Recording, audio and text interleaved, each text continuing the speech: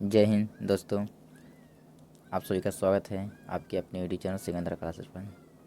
आज हम class 10th के मैथ एंड साइंस का सेट नंबर 7 लेकर आए हैं, जो एग्ज़ाम के लिए मोस्ट वीवीआई क्वेश्चन है। चलिए देर न करते हुए शुरू करते हैं। यदि आप लोग को यह वीडियो अच्छी लगे तो लाइक कीजिएगा, शेयर कीजिएगा, और यदि चैनल पर नए आए हैं तो सब्सक्राइब ज़रूर कर लीजिएगा। चलिए देर न करते हुए शुरू करते हैं। पहला क्वेश्चन कह रहा है कि रेटिना पर किसी वस्तु का उल्टा एवं वास्तविक प्रतिबिंब कौन बनाता है। रेटिना पर जो प्रतिबिंब बनता है, वास्तविक और उल्टा, जो कौन बनाता है। अभिनेत्र लेंस या क्रिस्टलीय लेंस। चलिए आगे बढ़ते हैं। दूसरा नंबर क्वेश्चन कह रहा है, मानव नेत्र में प्रवेश करने वाली प्रकाश की किरणों का अधिकांश अपवर्तन नेत्र के किस भाग से होता है। मतलब मानव की आँख में जब प्रकाश प्रवेश करती है तो प्रकाश का अधिकांश भाग अपवर्तन हो जाता है। तो नेत्र के किस भाग से अपवर्तन होता है, किस भाग से? तो कॉर्निया के बाहरी भाग से, कॉर्निया के बाहरी पृष्ठ से। चलिए आगे बढ़ते हैं। 3 नंबर क्वेश्चन, कौन विभिन्न दूरियों पर रखी वस्तु को रेटिना पर फोकसित करता है। कौन विभिन्न दूरियों पर रखी वस्तु को रेटिना पर फोकसित करता है। तो क्रिस्टलीय लेंस। चलिए आगे बढ़ते हैं। चौथा नंबर क्वेश्चन, दृष्टि दोष मुख्यतः कितने प्रकार के होते हैं। दृष्टि दोष मुख्यतः कितने प्रकार के होते हैं। तो 4 प्रकार के। चलिए आगे बढ़ते हैं। 5वां नंबर क्वेश्चन, करा चंद्रमा पर खड़े अंतरिक्ष यात्री को आकाश कैसा प्रतीत होता है। तो काला होता है सर, काला। कैसा होता है सर, काला। 6ठा नंबर आइए, किसी कोलाइडी विलयन में निलंबित कणों से प्रकाश का प्रकीर्णन को कहा जाता है। कोई कोलाइडी विलयन है, उससे जब निलंबित कण से प्रकाश का प्रकीर्णन होगा तो उसको क्या कहेंगे। तो टिंडल प्रभाव। क्या कहेंगे, टिंडल प्रभाव। चलिए आगे बढ़ते हैं। 7वां नंबर, श्वेत प्रकाश के स्पेक्ट्रम में वर्ण विक्षेपण की घटना किस कारण से होती है। श्वेत प्रकाश के स्पेक्ट्रम जो है उसमें वर्ण विक्षेपण की घटना किस कारण से होती है, किसके कारण होती है। तो अपवर्तन के कारण। किसके कारण, अपवर्तन के कारण। चलिए आगे बढ़ते हैं। 8वां नंबर क्वेश्चन, तारों का टिमटिमाना, मतलब तारों का टिमटिमाना मतलब जगमगाना समझिए। अग्रिम सूर्योदय माने सूर्योदय से पहले दिखाई देना, अग्रिम सूर्योदय। विलंबित सूर्यास्त माने सूर्यास्त होने के बाद भी दिखाई देना। किस घटना के कारण होता है। ये सभी प्रभाव जो है किस घटना के कारण होते हैं। तारा टिमटिमाते हैं किस घटना के कारण। अग्रिम सूर्योदय एवं विलंबित सूर्योदय किस घटना के कारण होता है। तब वायुमंडलीय अपवर्तन। चलिए आगे बढ़ते हैं। 9 नंबर क्वेश्चन, प्रकाश के किस रंग का प्रकीर्णन सबसे कम होता है। प्रकीर्णन जो है सबसे कम होता है। तो लाल का। किसका, लाल का, क्योंकि इसका तरंग दैर्घ्य क्या होता है, सबसे ज़्यादा होता है। तो इसका प्रकीर्णन क्या होता है, सबसे कम होता है। चलिए आगे बढ़ते हैं। 10वां number question, helium neon argon krypton xenon radon कैसा तत्व है। हीलियम नियॉन आर्गन जो है ना, क्रिप्टन जेनॉन रेडॉन कैसा तत्व है।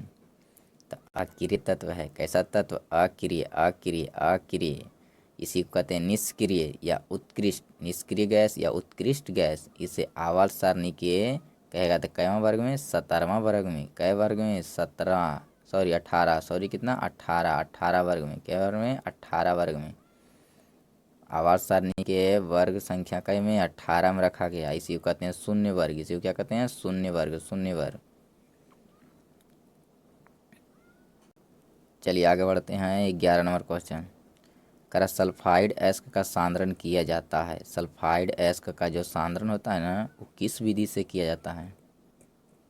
तो फेनपलवन विधि, फेनपलवन विधि सर, फेनपलवन विधि। 12 में ये पीतल में उपस्थित रहता है। पीतल में क्या उपस्थित रहता है? तो पीतल, पीतल में दोनों में त रहेगा। तो तांबा और जस्ता दोनों में त है। तांबा में भी है त और जस्ता में भी त है। तांबा का Cu, जस्ता का Zn, तो Cu Zn, Cu Zn। 13 number question. करा हेमेटाइट मैग्नेटाइट लिमोनाइट किसका अयस्क है? हेमेटाइट मैग्नेटाइट लिमोनाइट जो है ना, किसका अयस्क है? तो लोहा का। किसका? लोहा का, लोहा का। आगे बढ़िए 14 नंबर क्वेश्चन। करा अयस्क में उपस्थित अशुद्धि या उसे बोलते हैं अपद्रव्य कहलाता है। अयस्क में उपस्थित अशुद्धि या अपद्रव्य कहलाता है। तो क्या बोलते हैं? तो गैंग, गैंग मैट्रिक्स या अधात्री, गैंग मैट्रिक्स या अधात्री। चलिए आगे बढ़ते हैं 15 नंबर क्वेश्चन। तांबा एवं टीन के मिश्र धातु को क्या कहते हैं? तांबा एवं टीन जो है उसके मिश्र धातु को क्या कहते हैं? तो ब्रोंज या कांसा। ब्रोंज या क्या कहेंगे? कांसा। ब्रोंज या कांसा कहेंगे। चलिए 16 नंबर क्वेश्चन। निम्न में कौन सबसे अधिक कठोर होता है? सबसे अधिक कठोर, प्रकृति का सबसे अधिक कठोर पदार्थ कौन होता है? तो हीरा होता है सर, हीरा। क्या होता है सर? हीरा। चलिए आगे बढ़ते हैं 17 नंबर क्वेश्चन। करा दो या दो से अधिक धातुओं के समांगी मिश्रण को क्या कहते हैं? दो या दो से अधिक धातु एवं अधातु के भी कहेगा समांगी मिश्रण को क्या कहते हैं? या दो या दो से अधिक धातुओं के समांगी मिश्रण को क्या कहते हैं? क्या कहते हैं सर? तो मिश्र धातु। क्या कहते हैं? मिश्र धातु। 18 नंबर क्वेश्चन में आइए। करा जिस मिश्र धातु में एक धातु क्या रहेगा? पारा या मरकरी या उसे दर्शाते हैं Hg से। जिस मिश्र धातु में एक धातु क्या रहेगा? पारा, तो उसको क्या कहेंगे? तो अमलगम कहेंगे सर। क्या कहेंगे? Amalgam, amalgam. चलिए आगे बढ़ते हैं 19 नंबर क्वेश्चन। करा कार्बोनेट अयस्क को किस विधि से ऑक्साइड में बदला जाता है? कार्बोनेट अयस्क होता है ना, उसको किस विधि से ऑक्साइड में बदलते हैं? तो निस्तापन विधि। कौन विधि सर? निस्तापन विधि, निस्तापन विधि। आगे बढ़िए 20 नंबर। करा मनुष्य में वृक्क एक तंत्र का भाग है से संबंधित है। मतलब मनुष्य में जो वृक्क है, किडनी है, गुर्दा है, किडनी, इसी को कहते हैं कि वृक्क को क्या कहते हैं? किडनी या गुर्दा तंत्र का संबंध है। माने किस भाग? तो किससे? उत्सर्जन से। किससे सर? उत्सर्जन से। चलिए आगे बढ़ते हैं 21 नंबर। करा वृक्क की रचनात्मक और क्रियात्मक इकाई किसे कहते हैं? वृक्क अर्थात गुर्दा या किडनी जो है उसकी रचनात्मक एवं क्रियात्मक इकाई किसे कहते हैं? तो नेफ्रॉन को या वृक्क नलिका को। नेफ्रॉन को या वृक्क नलिका को, या कहीं कहीं वृक्काणु, वृक्काणु, वृक्काणु, वृक्काणु। क्या कहते हैं? वृक्काणु। ज़्यादातर नेफ्रॉन ही पूछता है, नेफ्रॉन।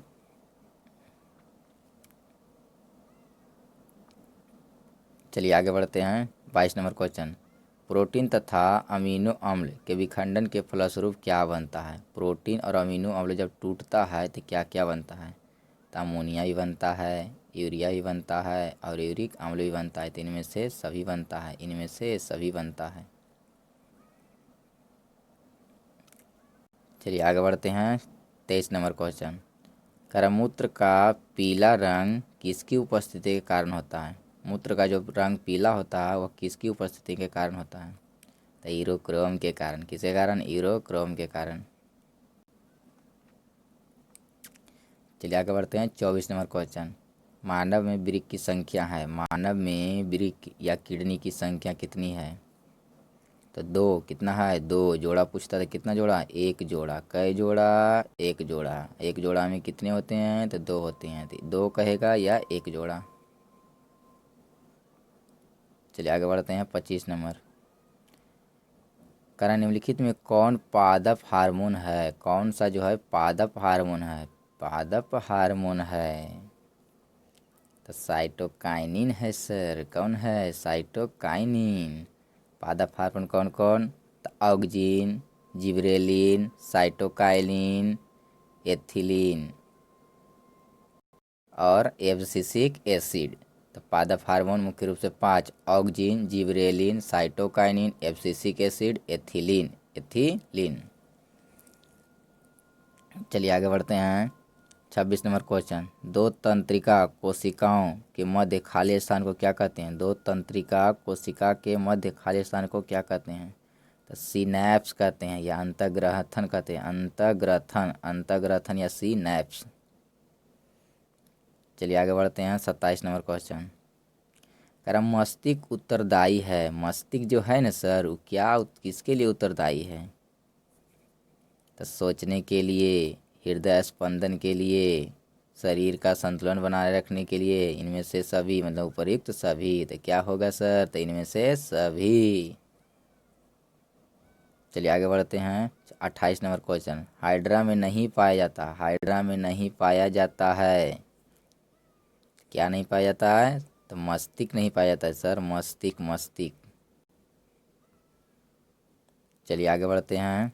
29 नंबर क्वेश्चन, अरे auxin, gibberellin, cytokinin, auxin, cytokinin, gibberellin जो है ना सर क्या है, तो एक हार्मोन है, क्या है सर, एक हार्मोन है, एक हार्मोन है। चलिए आगे बढ़ते हैं। 30 नंबर क्वेश्चन, बीजों की प्रसुप्ति को भंग कौन करता है, बीजों की प्रसुप्ति को भंग कौन करता है, तो जिब्रेलिन। कौन भंग करता है, जिब्रेलिन, जिब्रेलिन।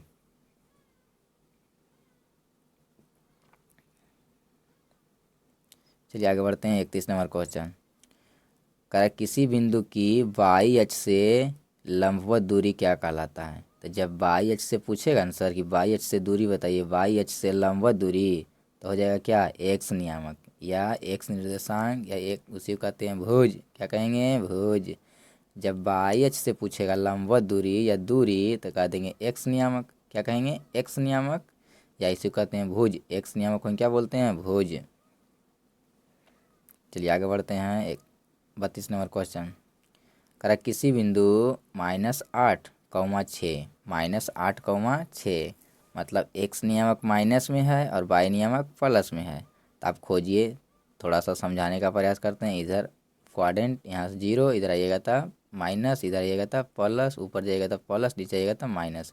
ये वाला एक्स है, ये क्या है, एक्स, ये क्या है, एक्स, ऊपर वाला क्या है, वाई, ऊपर वाला क्या है, वाई, आई वाई डैश। इधर आएगा तो माइनस में और उधर जाएगा तो प्लस में, माने एक्स नियामक माइनस में तो इधर होगा, इधर होगा, इधर होगा, इधर होगा, और वाई नियामक प्लस में तो ऊपर होगा, ऊपर होगा। तो देखिए दोनों बीच किस में है, तो इन दोनों के बीच में है। इस पर गया और इस पर गया तो ये दोनों किसके बीच है, तो इसके बीच है। तो ये कौन कोऑर्डिनेट, सेकेंड कोऑर्डिनेट, कौन कोऑर्डिनेट, सेकेंड। ये फर्स्ट, ये सेकेंड, ये थर्ड और ये फोर्थ। चलिए तो क्या हो जाएगा, सेकेंड क्वाड्रेंट, द्वितीय चतुर्थांश या सेकेंड क्वाड्रेंट या पाद, इसी को कहते हैं पाद भी। फर्स्ट पाद, सेकेंड पाद, थर्ड पाद, फोर्थ पाद। चलिए आगे बढ़ते हैं। 33 नंबर क्वेश्चन, कह रहा है किसी बिंदु की एक्स अक्ष से दूरी पूछ रहा है, एक्स अक्ष से दूरी उस बिंदु की क्या कहलाती है, एक्स अक्ष से पूछ रहा है, किससे पूछ रहा है सर, एक्स अक्ष से। तो क्या बोलेंगे, कोटि या बाई नियामक, कोटि या क्या बोलेंगे, बाई नियामक। जब एक्स अक्ष से पूछेगा ना दूरी तो कोटि या बाई नियामक। चलिए आगे बढ़ते हैं।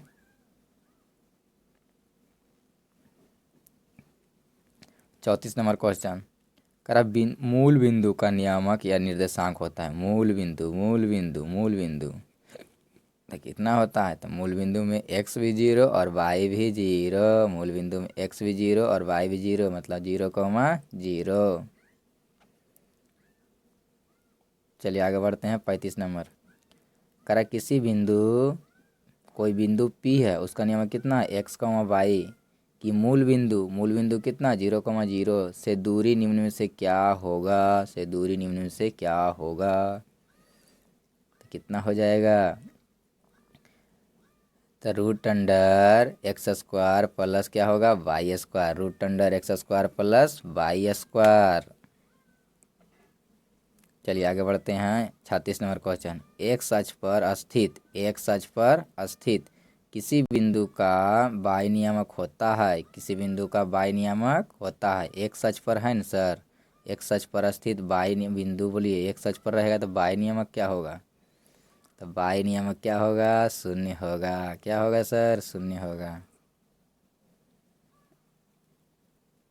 आगे आइए 37 नंबर क्वेश्चन। कह रहा है कि बाई अक्ष पर स्थित किसी बिंदु का एक्स नियामक क्या होगा, एक्स नियामक क्या होगा, या बाई अक्ष पर रहेगा तो एक्स नियामक बताइए क्या होगा, तो शून्य होगा। क्या होगा सर, शून्य होगा।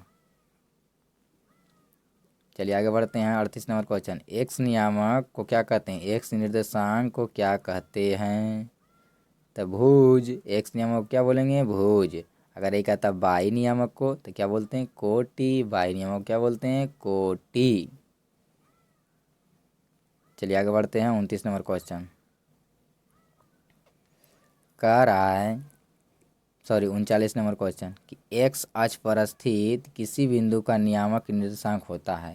तो एक्स अक्ष पर स्थित रहेगा तो उसका नियामक निर्देशांक बताइए। तो जब एक्स अक्ष पर रहे ना सर, तो एक्स नियामक तो कुछ ही हो सकता है, एक्स का मान एक्स ही रहेगा। और एक्स अक्ष पर रहेगा तो कौन नियामक जीरो, तो बाई नियामक जीरो हो जाएगा। एक्स अक्ष पर रहेगा तो कौन नियामक जीरो, बाई नियामक जीरो। मतलब एक्स कॉमा क्या हो जाएगा, zero. X comma zero, option number C, X समान जीरो। लेकिन अगर यही पूछ देता हमसे बाई अक्ष पर स्थित है, किस पर है, बाई अक्ष पर, तो कौन नियामक जीरो, तो एक्स नियामक जीरो। मतलब जीरो और कॉमा क्या हो जाता, बाई का मान कुछ भी हो सकता था, मतलब बाई। जब कहेगा बाई अक्ष पर तो जीरो कॉमा क्या होगा, बाई। लेकिन एक्स अक्ष पर कहा है तो एक्स कॉमा जीरो। चलिए आगे बढ़ते हैं 40 नंबर क्वेश्चन और ये लास्ट क्वेश्चन।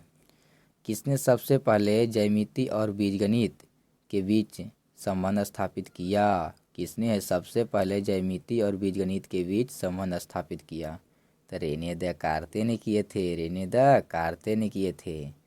और इन दोनों का संबंध मिला तो बना क्या, ज्यामिति नहीं बल्कि क्या बना, निर्देशांक ज्यामिति, निर्देशांक ज्यामिति।